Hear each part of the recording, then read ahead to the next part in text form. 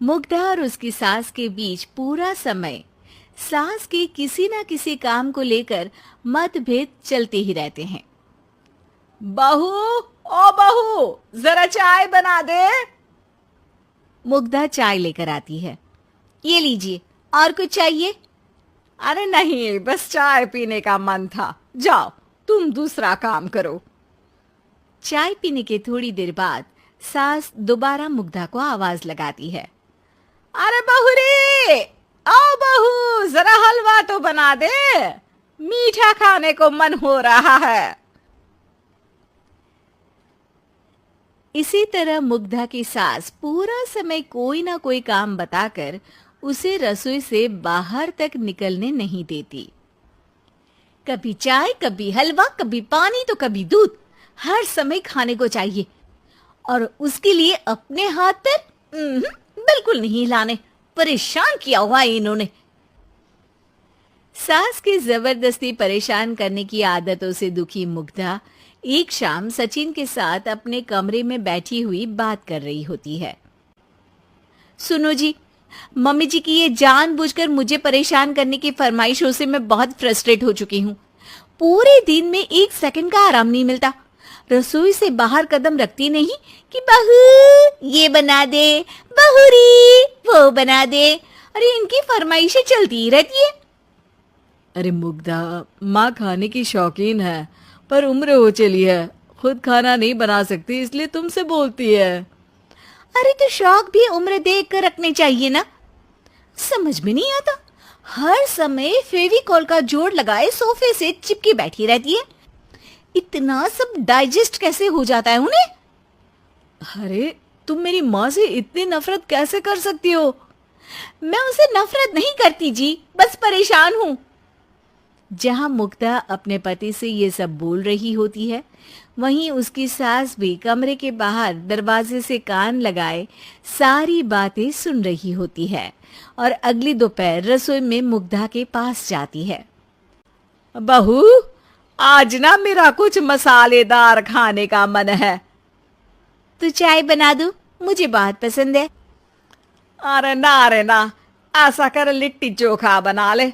और हाँ, जितना मसाला बातों में मिलाकर पति को सुनाती हो ना, सब्जी में भी वैसे ही डाला करो, खाना स्वादिष्ट बनेगा। सास की बात सुनकर मुग्धा हैरान रह जाती है। मतलब अब पूरा समय मुझ पर हुक्म चलाने के साथ बंद कमरे में हुई पति पत्नी की बीच की बातें भी सुनती है? अरे बात जब मेरी थी तो सुनने में क्या दिक्कत है? ये कहकर सास वहां से चली जाती है। अरे अब तो हद पार हो गई, इस तरह से तो ये मेरा जीना मुश्किल कर देंगी। मुग्धा सास की हरकतों से परेशान उसका हल सोचने लगती है और इसी तरह कुछ दिन बीत जाते हैं, जिसमें सास का जन्मदिन आता है। मुग्धा बहुत खुशी के साथ अपनी सास को एंड्रॉयड मोबाइल गिफ्ट करती है। मम्मी, आपको सबसे बात करने के लिए बहुत दिक्कत होती है ना, कभी सचिन तो कभी मुझे बोलना पड़ता है, पर इस मोबाइल से आपको कोई दिक्कत नहीं होगी। एक जगह बैठे बैठे बहुत कुछ कर सकती हैं अब आप। मोबाइल देख सासू माँ खुश हो जाती है, पर उसे इस्तेमाल करना तो आता नहीं, इसलिए साइड में रख देती है। जिसे देख मुग्धा घर का सारा काम छोड़ मोबाइल सेट कर सास को इस्तेमाल करना सिखाने लगती है, जिसके बाद अब सास पूरा समय मोबाइल में ही लगी रहती है। हाय, जब से मम्मी को मोबाइल मिला है मेरी लाइफ में कितनी शांति आई है। अच्छा है, इसी तरह बिजी रहे तो मैं भी सुकून की जिंदगी जी पाऊंगी। अब मुग्धा जब मन करे काम करना, जैसा चाहे वैसा खाना बनाकर खाना, पूरा समय रिलैक्स और खुश रहने लगती है। क्या बात है, आजकल तुम बहुत चहक रही हो। अरे मम्मी जी से छुटकारा जो मिला है, अब ना फरमाइशें ना छुप छुप कर बातें सुनना। अच्छा, तो मोबाइल गिफ्ट करने की ये स्कीम थी। इसी तरह दिन बीतते हैं और अब मोबाइल पर लगी सास फरमाइशों की जगह सवालों के लिए बहू को आवाजें लगाना शुरू कर देती है। अरे बहू सुन तो, देख जरा किसी का फोन क्यों नहीं मिल रहा। रिचार्ज खत्म हो गया है, पर अभी 4 दिन पहले ही तो मैंने किया था, इतनी जल्दी कैसे खत्म हो गया?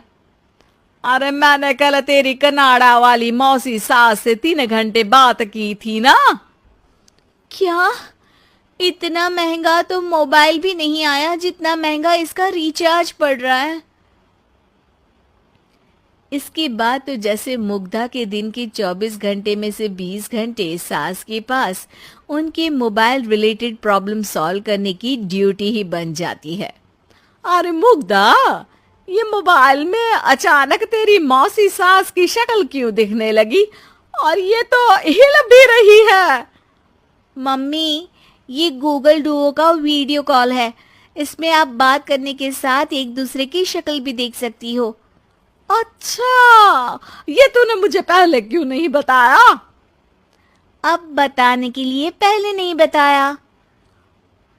इसी बीच सचिन भी वहां आ जाता है और सास अपनी वीडियो कॉल में बिजी हो जाती है। क्यों, सास बहू में क्या गपशप चल रही है? इसे गपशप नहीं, दिमाग का दही होना बोलते हैं। पर तुम तो मम्मी को मोबाइल देकर बहुत खुश थी, फिर क्या हुआ? हाँ, उसका सुकून भी कुछ ही दिन मिला। अब घर के टंटे खत्म हुए तो मोबाइल की टिंग टिंग शुरू हो गई। देखो भाई, कुछ पाने के लिए कुछ खोना तो पड़ता है।